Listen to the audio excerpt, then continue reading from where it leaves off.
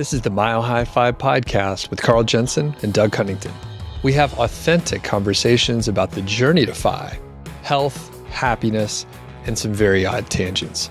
We interview Fi experts, side hustlers, people on their way to Fi, and those who have reached the other side.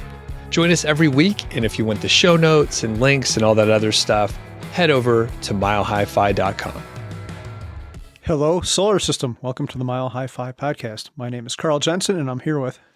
I'm Doug Cunnington, and today we are taking a look at something that you may not be familiar with. I was only exposed to this idea of a maximizer or a satisficer in the last 5 years or so, and we're going to dig into how Carl and I view that and how we think of ourselves, if we're maximizers or satisficers or somewhere in between, which I believe most people are.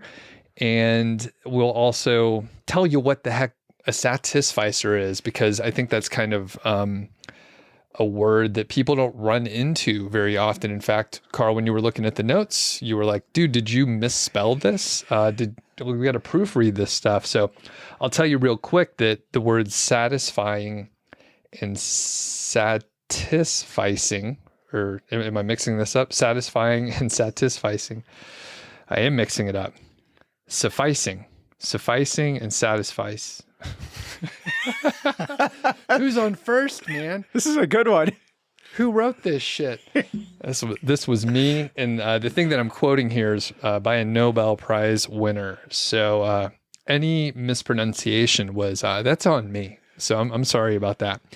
I'm going to kick it over to Carl to generally give us the definition, which is in that first paragraph there. Okay, so let's see. Psychology researchers have studied how people make decisions and concluded there are two basic styles. The first one is maximizers. Maximizers like to take their time and weigh a wide range of options, sometimes every possible one before choosing. A satisficer, again, that's the correct word, not satisfier. Satisficer would rather be fast than thorough. They prefer to quickly choose the option that fits the minimum criteria. The word satisfice combines the words satisfy and suffice. You did a fine job reading that. I'm not sure what happened to me earlier, but what do you think? Where do you think you fit on the spectrum? Are you a maximizer or a satisficer?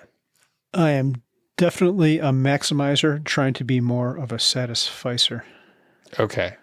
And were you familiar with some of these ideas, or when did you become aware that you really maybe over-optimize? And you didn't say that, but a lot of times maximizing is over-optimizing at times. So when did you realize it? Yeah, I think I realized it a couple of years ago when I was searching for either a hotel or a rental car, and I spent like an hour on all these stupid sites. I think it was for a rental car. So I went to AutoSlash, which is a pretty great site, but then I went to Priceline, and then I went to some other site. I went to the Costco travel site, and I even asked Twitter what I should use to find a cheap car.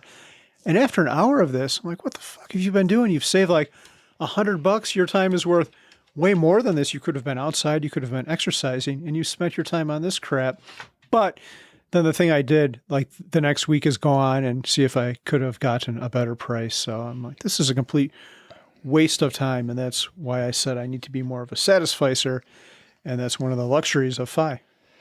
And we actually had an example, which we'll put links so people can explore this a little bit further.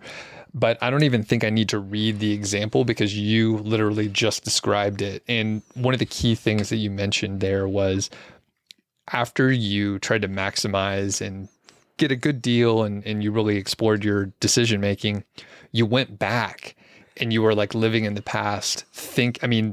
There's only a downside to that pretty much. So you might find that you could have gotten a better deal, which is what you were looking for, right? Yes.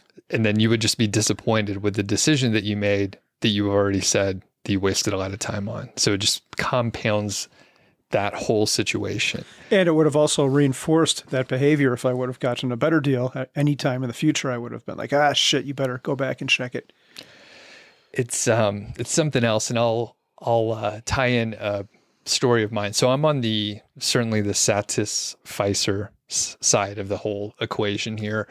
And I think I used to be more on the optimization side, maybe definitely around the college time frame. I was definitely trying to optimize things a lot more. But very recently, I'm pumped. I'm going to be talking at MHFi Southeast in just a couple weeks. And all this sort of came together a little bit, not late, but very quickly, came together quickly. I needed to book a flight. And I also realized that I'm going to be taking a few flights this year. So I thought I'm going to get a credit card with the airline. So I did that, but it took a couple days to get to me. That said, I'm booking the flight about 3 weeks out. Kind of expensive to book at that time because that's when everyone's doing it. The seats are down. So I'm paying a lot for the flight that I'm taking. I think I'm paying like $640 just for the flight, and I'm renting a car, and that's like over $500. And I'm like, I greatly underestimated how much this was going to cost. And you can fly a lot of places from Denver for $640. And I was like, I don't know if it's spring break or something like that, but it was just more expensive. And the thing is, there's several airports I could fly into. I can maybe fly into Atlanta, which is a much longer drive, but I have family in Atlanta. So there's all these options that I could have explored. But instead, I was like, that's the flight I want. And you know what? I'm going to pay a little bit more this time, and it's going to be fine. And I bought it. And then I'm not going to look again to see if there's cheaper flights. And I'm just like, I'm just going to be wasteful in this instance. So I'm far on the other side, especially in this. I mean, I had no choice. I could have maybe taken a red eye or some super inconvenient flight to save $80 or something. So any thoughts on that, especially the cost? Yeah, it seems like this might be a reflection of values. If you were in college making minimum wage, that cost would be super important to you. You might deal with 2 stopovers, which I actually did on the way to the same MHFi a couple of years ago, to lots of angst and angry words from Mindy. So I did the exact opposite of you. But after a while, I think it's okay to change. I've got enough. I worked hard for this money. Now I value my time more. I don't need to worry so much about money. I'm not that college student making minimum wage, spending an extra $300 on a plane ticket. Although it still hurts a little bit. I cringed a little bit when you said that. Your time is more valuable to you now, whereas in college it wouldn't, because you would have spent a lot more time to make the money. So I guess it all comes back to time if you look at it that way. Yeah. I mean, I cringed when I was telling that story too, because it's definitely more than I was expecting. And then I checked some flights to other places, and I was blown away. I was like, man, I did not expect it to be that much. Maybe that's why Steven needed a speaker. Doug, I will say that most MHFis, I don't think you're on social media, but I can look for you if you want. They usually have carpools from the airport. So one victim will rent the car and take that hit, and then like 5 other people will be like, hey, I'd like a ride with you. And yeah, then you get a whole carload of people. So. I'm visiting family too, so I'm doing like a side trip. Okay. So, or I'm the sucker who rented the car. So we'll see. We'll see how it goes. It'll be great. I mean, it's totally fine, but okay. So I'm on the other end. That was certainly an anomaly. Typically, I would have been a little bit more flexible and not gone after potentially whatever the most expensive weekend is to fly to Orlando from Denver. I found it apparently, but that's cool. It's going to be a blast. I'm very excited to be there. So let's talk about the maximizer side and maybe how it impacts your stress or happiness or brain space or otherwise. And Carl, you alluded to, you're trying to shift a little bit. So was there anything you noticed specifically where you're like, oh, man, I kind of want to relax a little bit? Yeah, I think I think there's definitely a place in life where having maximizer behavior can be useful. But I think in most cases, you only have so many hours in the day. And it's so silly to waste your valuable time. Like now, I would never want to it's got a beautiful day here after a very short cold spell. It's been just miserable here. So I want to be outside. I don't want to be trying to save $100. But like I said, I think there's a balance too. I think both these behaviors have their place. Very good. Yeah, I think so. And I'm curious, are there, well, I'll answer this first since I've just been firing questions at you, but it's a spectrum, right? Most of the time, people are not all one or the other. So I'm thinking of myself in areas where I'm more of a maximizer and I'll do a lot more research and really kind of dive in. And that is with usually technology devices. So it could be a camera.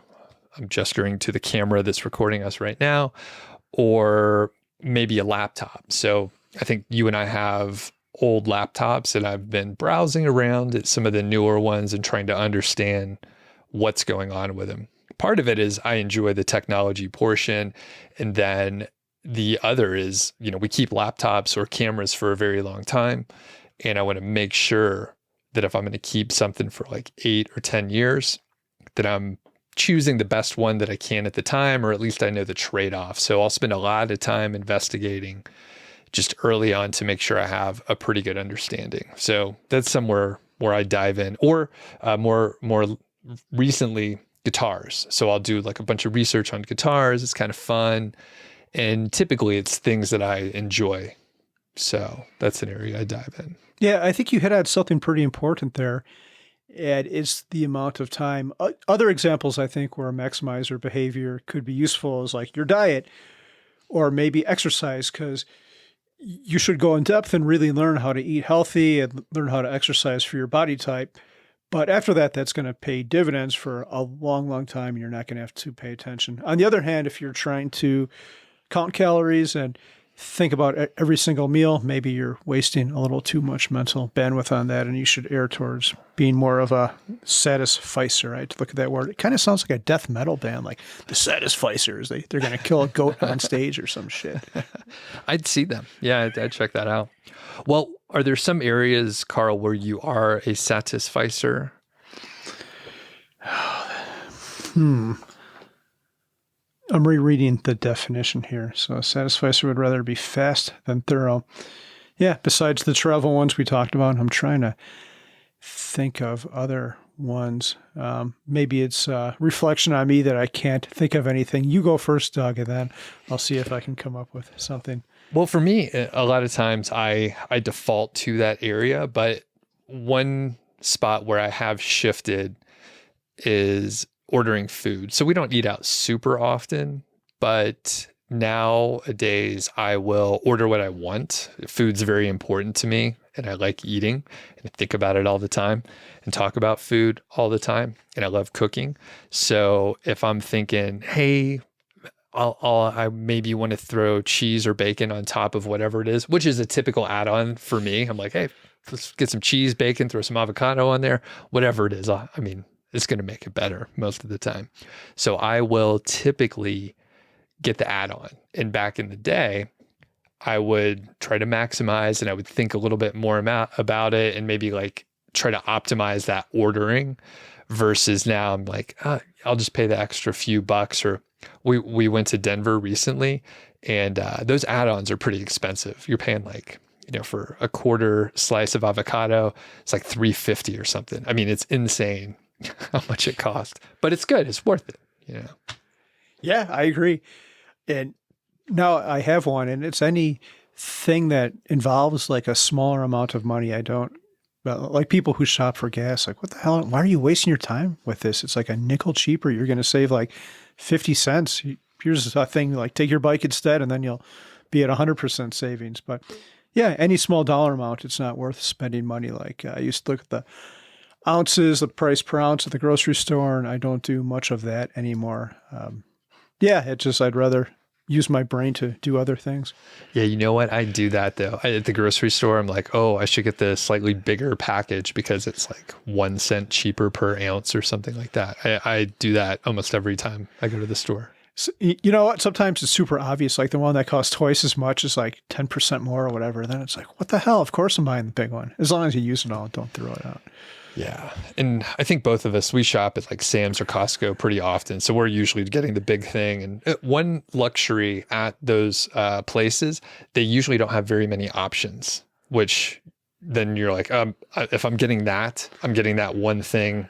And it's like a 3-year supply of like oatmeal or something. Yeah. It's worth it. All right. Any other thoughts on maximizing or satisficing? I think both of these can be effective. I think the whole maximizer personality type is probably what most people in the FI community have, because we think about our life and we think of how to maximize the resources and be efficient.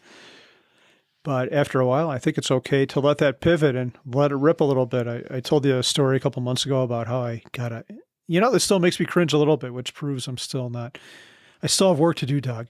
But I spent like $14 on the beer at the airport. But it was beautiful. It was Long Beach. It was outside. It was it was not good weather here. Oh, it was so good. And I still cringe a little bit about the $14, but what the fuck? It's not going to screw up anything in my life. And I have fond memories of it, apparently. So maybe it was worth more than 14. Yeah, that's not bad.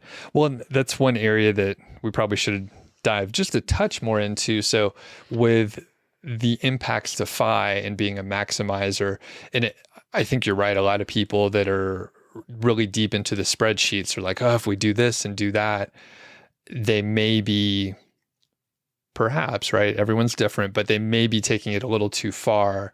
And if they maybe weren't as aggressive, you tell your story often where you were trying to retire as quickly as possible, right? 1,500 days just kind of cemented into your online existence. But you could have maybe stretched it out, taken your time, and not been as stressed out overall, but you were trying to maximize. So I think you can go a little too far with it. And certainly there's a balance that everyone needs to figure out what works for them and what works for their family and friends and all that stuff. Yeah. Is there a word, like you never hear people talk about spreadsheets more than in the FI community? Like I swear you could be talking about like, what's the stupidest thing? Like cucumbers. Oh, I've got a spreadsheet for that. Like what? Asparagus, man, probably. Do you have spreadsheets, Doug? How many do you have or update on a daily basis? None on a daily basis. I think we have a couple spreadsheets, but yeah, we're in there I think maybe Elizabeth is in there once a month or so, and then I'll hop in maybe once a quarter, but more likely twice a year, something like that. Wow. So I'm not too into it. Directionally, it's fine. And I used to look a little bit more, but we're kind of in a coasting phase where as long as, no weird things happen, it's just business as usual. So how many spreadsheets do you have? I have multiple. I have one to keep track of all our solar input and output from the solar panels we have in our house. And that one's it's for my own entertainment. That's fun, yeah. Yeah, nice. Fun for some people. I have one where I keep track of my body statistics. Every morning I get on my scale naked and it tracks my BMI. BMI is a shitty number. We can talk about that some other time, but supposedly it tracks my fat percentage, my weight, all that type of stuff. And then we have one for our budget. Every time we spend something, we make an entry into that one. So 2 that I update daily, the body one and our finances, and then the solar one, which it's not every day, but close. And just side note, what's your fat percentage now that you've lost a few pounds? I want to blame the scale and say it's not accurate, but it hasn't really changed. It's been about 20% the whole time, and I'm not sure why that is. I could see I'm looking a little bit thinner, so I'm not sure what's going on there. I've only had the scale for like 10 days, so. And I know these things aren't super accurate, so I'm looking more for long-term trends than 1 week or 10 days. That's what I think about those too. I mean, directionally, it probably gives you an idea, especially long-term. So yeah, sometimes my fat percentage will like jump depending on what time of day it is or how much water I had beforehand. And do you weigh yourself before you go to the bathroom or after? I do it first thing in the morning, and most of the time I go to the bathroom after, but sometimes you wake up and you got to go. So, and I know that's an anomaly because, yeah, you could lose a couple pounds after after an enthusiastic morning VM. But yeah, usually I try to do it before. I think, and that's what I've read about these kind of skills. You want to be as consistent as possible. Like do it at the exact same time every day. And if you're going to do your business, try to do it. Be consistent with that too, as far as your weigh-in. Yeah. I think that's another data point to add into your spreadsheet. Just a little delta to see. Yeah. I think everybody followed along with that. Okay, cool. Well, that would be a great way to maximize that. And we have a side story here. So Carl showed up today and I have a little scratch on my nose. Yeah, if you're not watching on YouTube, today would be the day to tune in. The first thing I thought when I saw Doug is, oh my God, like a bar fight. He went to one of the less reputable establishments in Longmont, maybe Threes, and got into a scrape. But apparently that's not the case. No, it's a very dumb story. So I told Carl just enough so that he wouldn't be too concerned. And I said, you know what? I'm going to tell this embarrassing, dumb fucking story about myself to let everyone know, it's not an Instagram life here. Sometimes I do really dumb shit. So I had, I'll tell the long version too, because we've got time, right? So basically I have kind of bad skin. So pretty oily. I had a lot of acne when I was a kid. I'm an oily person. So I had a pore on my nose that was sort of clogged up and it's a little bit more oily. And I'm not going to be too graphic here. I mean, it wasn't getting out of control or anything, but I was trying to exfoliate my face, right? So have you ever exfoliated? No. Does this have anything to do with that other thing you told me about that you scrub yourself in the shower with, or is that a different? It's a different thing. This is much dumber. All right. So again, I know how, and I want to tell this story just to illustrate that I don't have my shit together, just like everybody else. We're all just train wrecks. So, okay. So I'm trying to exfoliate my nose and I have like some baking soda. Yeah. Some baking soda that is it's a little abrasive and you could use it to like wash your face and do a little light exfoliating. A lot of the ladies out there know what I'm talking about here. You should exfoliate. It's great for your skin. But don't do what I did. So I was working on this pore and then I thought, you know what? It's not working. It's not abrasive enough. So what we have is sort of like a abrasive file that you use to like scrape your heel. Do you know what these tools are? Yeah, I do know. I've seen the females in my house use that thing. I do know. Well, you don't just have to be a female to use those. And but a tip, you should only use them on your feet. So on this particular little abrasive board, there's a very rough side and there's a side that's, it's maybe like 60 grit and then, or sorry, maybe it's like 120 grit and the other side's like 60 grit if you're thinking of sandpaper. And it is like sandpaper, man. So I was like, I just want to scrub it a little bit more. So I picked up that file and I ran it on my nose a couple times and it turned kind of red. It didn't seem too bad. And then the next day there was a scab there and it only took about 10 minutes, like 5 minutes after I got out of the shower, I was like, I've made a huge mistake. This is bad. Next couple hours, not too bad. We actually saw our friends, Amberly and Vivi, and they were like, oh, it's not too bad. They were just being nice, I think. And then the next day the scab showed up and it's right on my nose and there's nothing I can do about it. I just look like a fucking idiot. It is super obvious. It's too bad that the mask mandate was just rescinded. Like you could have just had a mask on the whole time and just said, hey, I'm trying to be super careful, COVID, blah, blah, blah. And then a week later, yeah, I don't care anymore. Rip that sucker off. Yeah, I know. And, technically I probably could still wear a mask and people would just think, he's just being safe. But yeah, I do dumb stuff and a lot of times I'll try to own up to it. And it's weird because like a lot of people listen to the show and they watch me on YouTube pretty often. So this is a very prominent thing, again, right on the tip of my nose. There's nothing I could do about it. So I just have to own it. And I'm telling the story. So other people, I don't think anyone has this exact story where you use a foot file on your nose and then have a scab on your face. It's pretty dumb. Yeah. Was it like a used foot file? Like, do you have like foot gunk in your nose now, or? It was a used foot. I cleaned the foot file, right? And then I cleaned my nose really good too. But the fact is there's foot germs in my nose now. There's a very fine line, like maybe one less rub and this would have gone perfect and you would have gotten that thing out and the exfoliation procedure would have been great, but you just took it too far. I tried to maximize the whole thing to tie it back. Yeah. So any other thoughts? Do you have tips on your skincare routine? What do? You look so young. Yeah. I take a shower. I try to do that at least once a day. I was thinking when you were telling this story about the scene from Dumb and Dumber where they've got the fingernails and they come with a grinder.